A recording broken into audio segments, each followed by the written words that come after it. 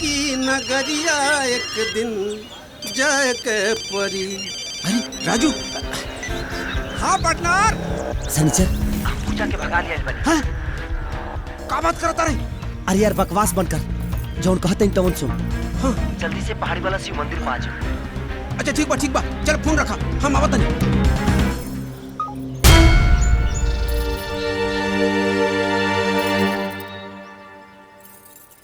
आइला बहुती आइला पातनल।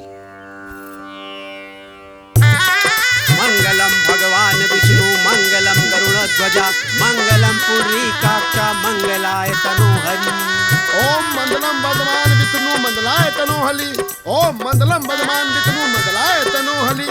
ओम मंगलम भगवान विष्णु मंगलाय तनोहरि। ओम मंगलम भगवान विष्णु मंगलाय तनोहरि। ओम मंगलम भगवान विष्णु मंगलाय तनोहरि। ओम मंगलम भगवान विष्णु मंगलाय तनोहरि। जय हो जय हो।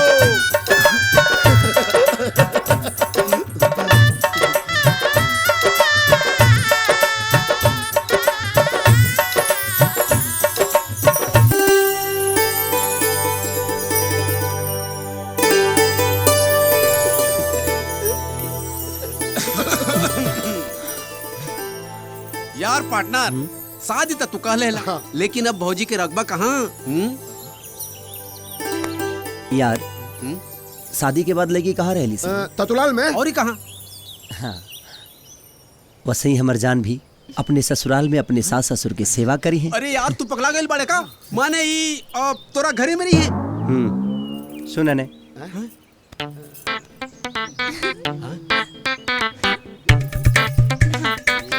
Smart boy, very smart boy. चल